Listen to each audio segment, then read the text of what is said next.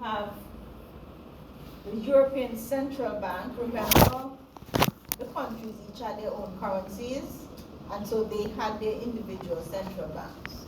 But they came together and they formed the European Central Bank, all right, which is responsible for monetary policy, and their main focus is maintaining the stability of prices so that inflation doesn't go out of control. Because when inflation goes out of control, it's going to affect your currency. It's going to affect demand for your goods and services. The other central banks, what they do is they monitor what is happening in the individual countries. All right? So they say they function like the banks on the Federal Reserve System. They would issue the currency. Yes, ECB issues the currency, but they do that. They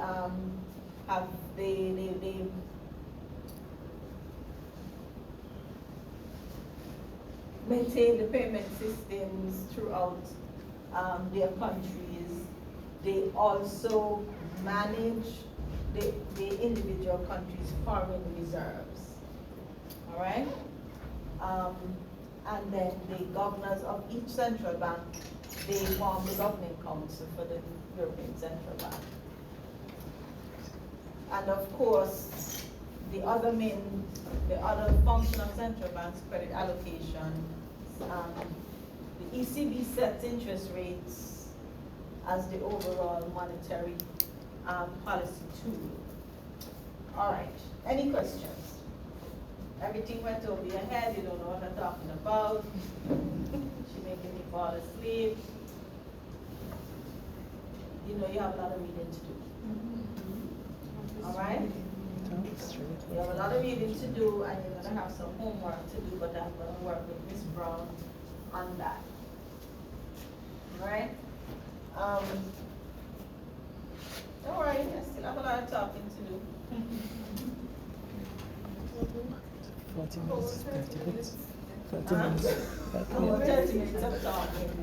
Right, so we spoke about the European Monetary Union, all right?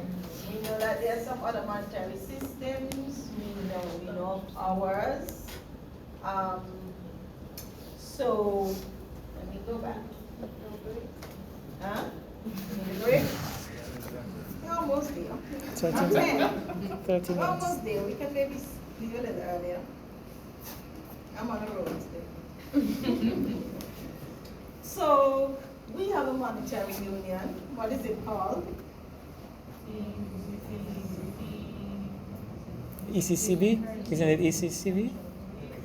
ECCB is not the monetary union. What's the monetary union? ECU, Eastern Caribbean. Central Union. ECCU, the Eastern Caribbean Currency, you know? Same thing. Eastern Caribbean Currency Union. Yes, it's same. And our central bank is called the Caribbean Central Bank. Eastern Caribbean Central Bank. All right. What else you know about the Eastern Caribbean Central Bank? What are its functions? What does it do? It's in charge of monetary policy. It's charge of monetary policy. So it issues our currency. Issues our It's currency. in charge of 8 countries, which include Antigua and Barbuda, Saint Lucia, Saint Kitts, St. Vincent. St. Vincent. Not the CARICOM countries. St. Vincent. St. Vincent and Dominica. the Grenadines. Dominica. Is it Dominica? Dominica.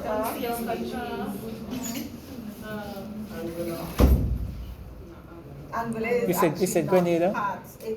It does issue currency to Angola, but it's not considered. Angola technically is not considered because it's an associate state. You said Grenada, right? Yes, but I want to hear them. You said Grenada? Grenada, hold on. You said that. Grenada, say it properly. Who knows the correct name? Grenada, Petit Martinique, and Caribbean. Okay. Okay. Grenada, Caribou, and Petit Martinique. Sorry, I said it the other way, so maybe fool some people. One more, we're missing one. Monster. Montreal. Yes, Montreal. All right? I remember it saying it and Levis. All right. So we said that, and it came into existence in 1983. I said 81. 81 is our independence. All right. And remember I said we had a currency authority, which was formed in 1965. Which other country was part of the currency authority, other than the ones that are in the ECCB? So Jamaica. Barbados. Barbados. Barbados was part of the currency authority, and when they became independent, they would have left. Yes. All right. In terms of how the ECCB is managed, there's a monetary council, and the members of the monetary council are the ministers of finance, which in most instances is the prime minister of each country. For a long time, Antigua's minister of finance was not the prime minister. So that was a little bit of a difference. In terms of governance coming down the line, so it has the monetary council, it has a board of directors, of which the governor of the central bank is the executive chair. All right? Who knows who the other board members are? I have to give you all some homework, some more homework. So the directors are the financial secretaries or the permanent secretaries of the Ministry of Finance. Within our islands, I think most of our islands now have a financial secretary or a director of finance separate to the permanent secretary. I think maybe just now, it's only just Grenada and St. Vincent and the Grenadines that still just have the permanent secretary who's responsible for both the administrative and the financial management of the Ministry of Finance. In the other islands, like I said, it's either a financial secretary or a director of finance. And they form the members of the board. So certain decisions are made by the board, all right, and certain decisions by the monetary council. So the uniqueness of this is that there has to be unanimous agreement to change the exchange rate, to change the value. So it's fixed right now to 2.7 to $1. All members have to agree to change it. All right? No majority, it has to be all. And then the central bank itself, the operational arm of the central bank through the board of directors would make recommendations for things like changes in interest rates and so on to the monetary council, and then the monetary council would decide whether or not they accept the recommendations, right? Economics and finance, banking and finance students, even accounting and finance. I'm always putting in a plug for looking at the ECCB as an option for employment. All right? The governor will tell you that we have a disproportionate number of Antiguans at the central bank. It's a very small, very, very, very, very small group of people. I think that right now there may be just 2 or 3 people from Antigua, as opposed to the other islands where you have a much larger number represented. So go on their website, see what their careers or job postings they have. There's accounting, there's economics, there's statistics, there's HR, there's investment management. All right, so when you are thinking about your career options, consider the Eastern Caribbean Central Bank. All right? Okay. And then in terms of the role of the ECB, it's banker to the commercial banks and the governments, all right? And the primary objective of the central bank is to maintain the stability of the EC dollar and the integrity of the banking system. And so it's the regulator for banks in the region.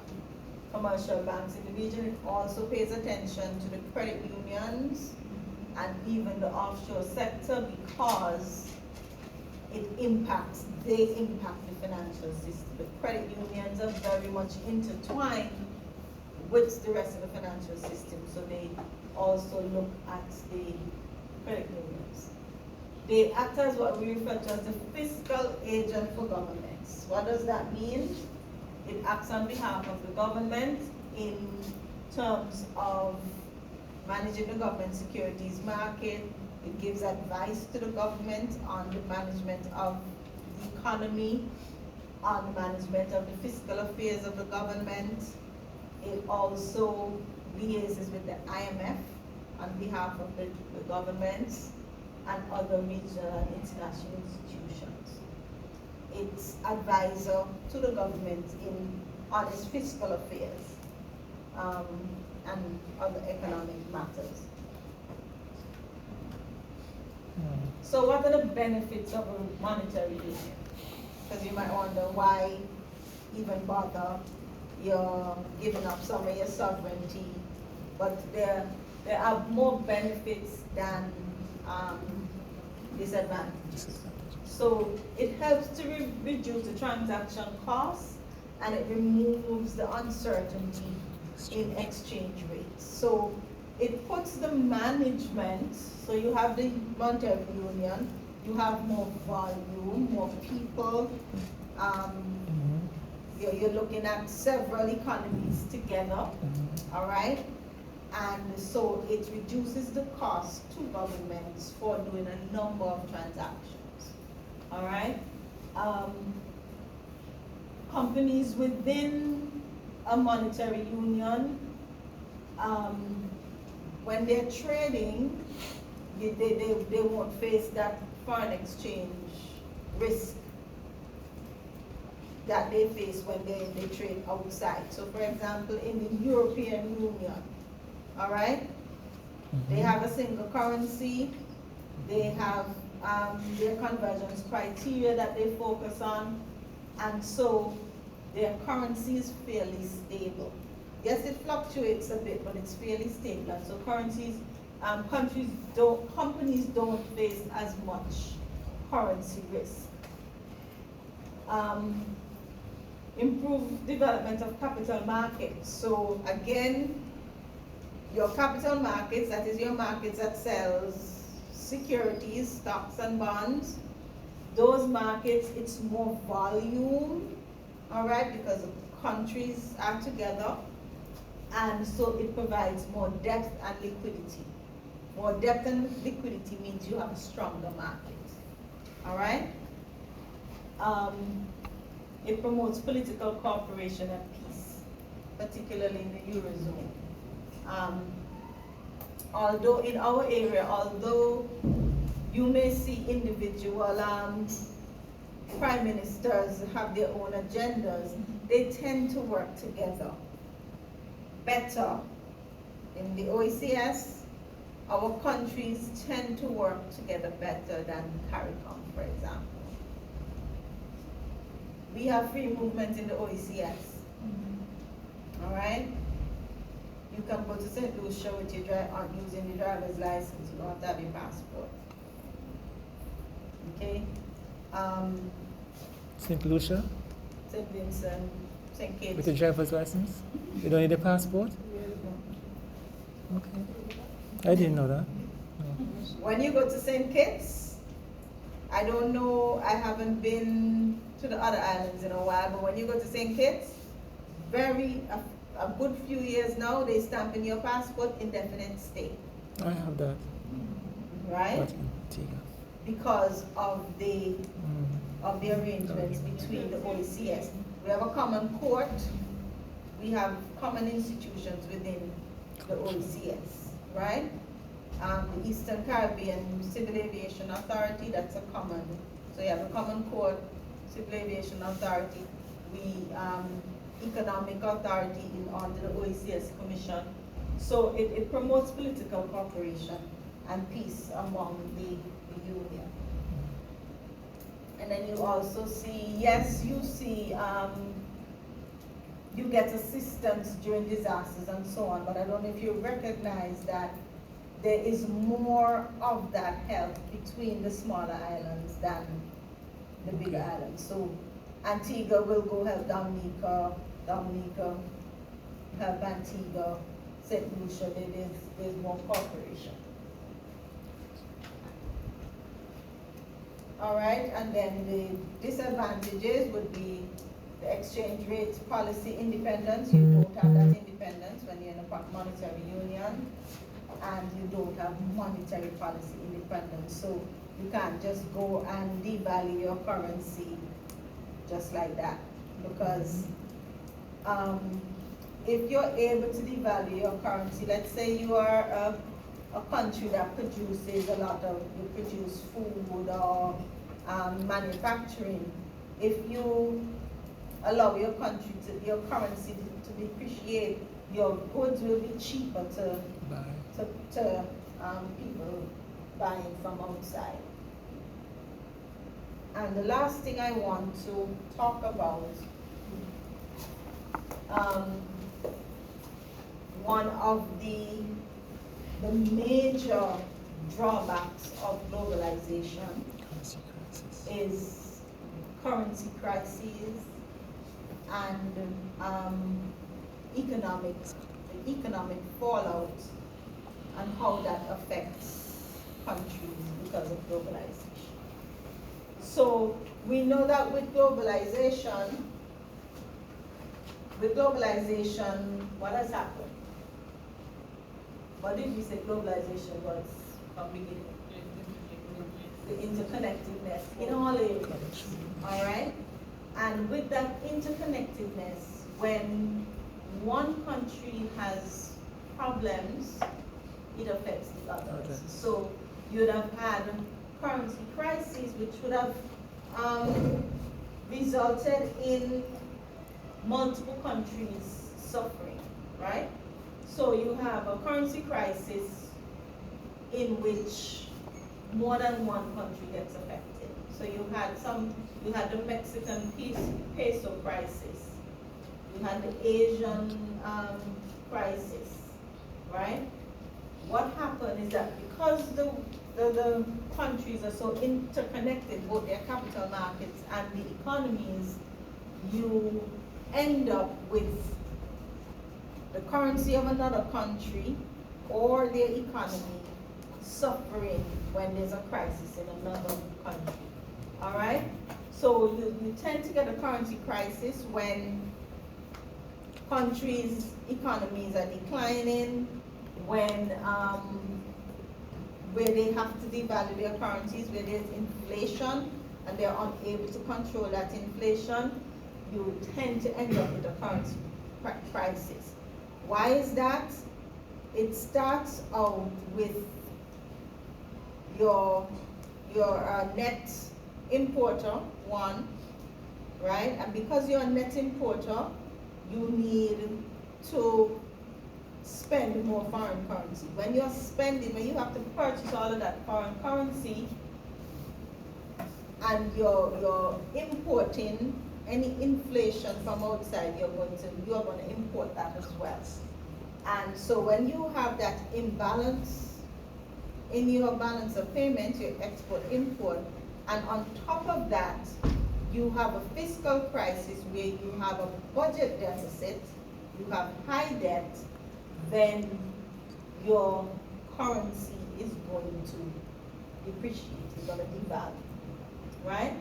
And so you will hear in the news that one of the things that the government tries to do is to keep the economy growing, one, keep inflation in check, which is difficult to do because we are a net importer, all right?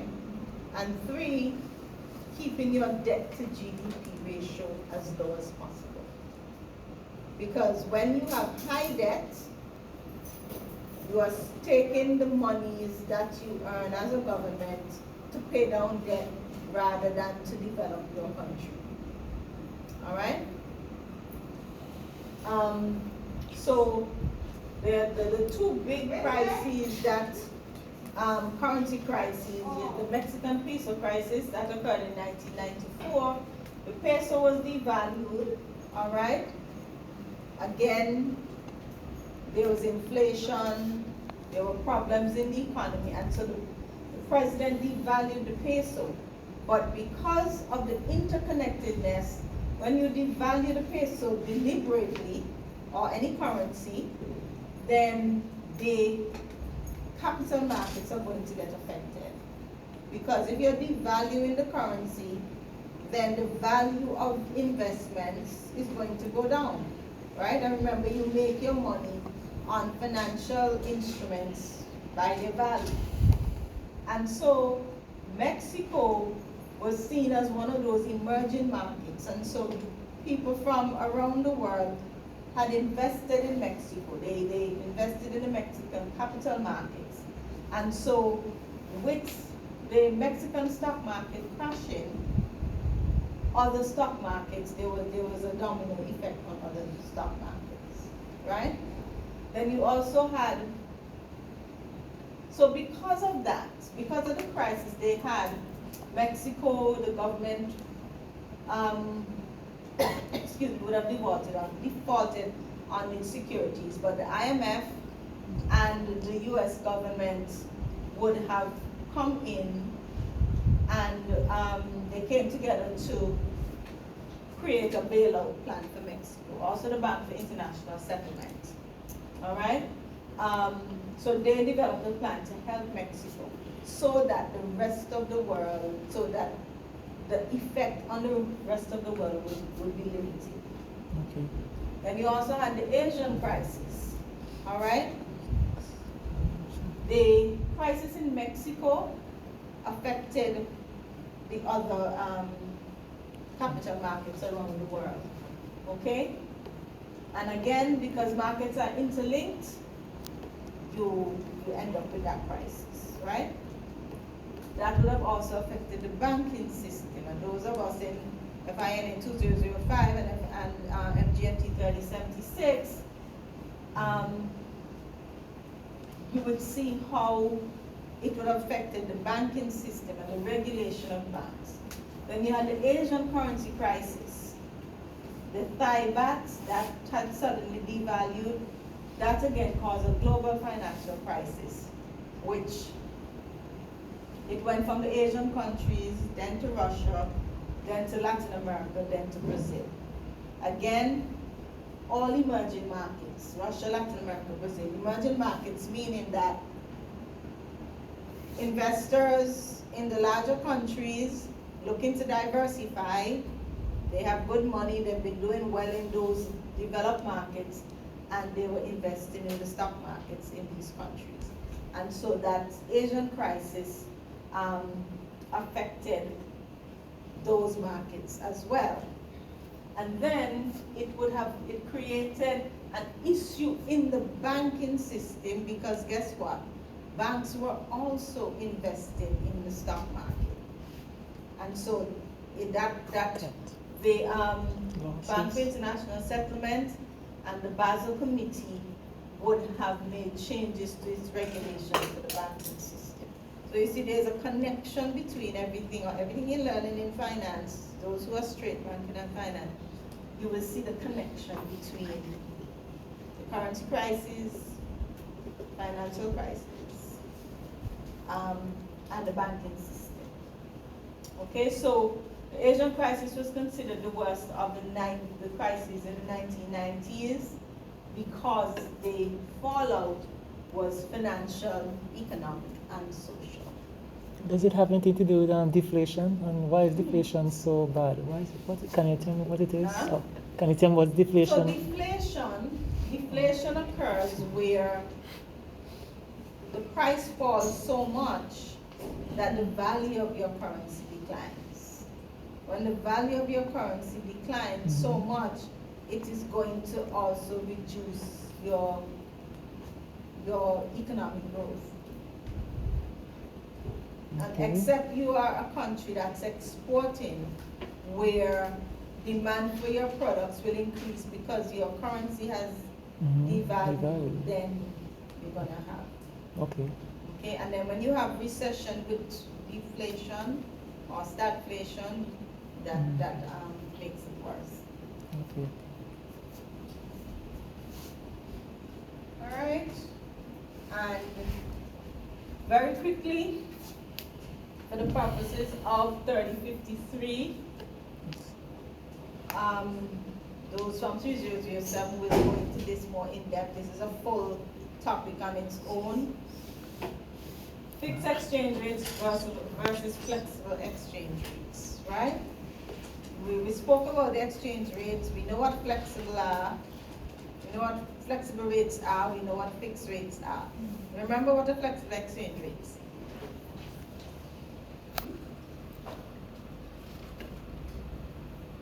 The rate is determined by demand and supply. Supply. Fixed exchange rate means Demand supply doesn't have an effect on the currency? huh? Maybe it doesn't have an effect on the currency as much. A fixed exchange rate wouldn't necessarily have an effect on it. It wouldn't. It doesn't. It reduces the volatility, right? Yes. So with the I remember flexible that. rates, it's easier to make an adjustment to address economic issues, right? You're able to change your policies to affect your economy, your fiscal affairs, all right? With flexible exchange rates, once you have strong trade, import, exports, production, and so on, then the imbalances in the currency will tend to correct itself, all right? Because demand and supply, if you get into the economic side of it, you will see how after a while, demand and supply will come back into equilibrium, all right? The disadvantage with the flexible exchange rate is that there's that uncertainty in there, and so international trade and investment could be affected for your country. So the onus is on the country to maintain that high level of productivity, both in goods and services, so you export more than you are importing. Then with the fixed exchange rate, it removes that uncertainty, all right? And it helps to promote international trade. Now, with fixed exchange rates, just think about our area, all right? Where if our exchange rate was floating, when we have hurricanes, during COVID was bad enough with a fixed exchange rate. If it was flexible, then it would probably depreciate further. Remember, we don't have manufacturing. We're not producing any agriculture to export. We're depending on tourism, right? And so the value of your economy will decline that much more. So please, you need to be reading chapters 2 and 3 if you haven't read one yet. You need to read one. And for Heaven and Rachel, I would have said the chapters, but we'll discuss it on Friday. Okay? All right, see a couple of you in a bit.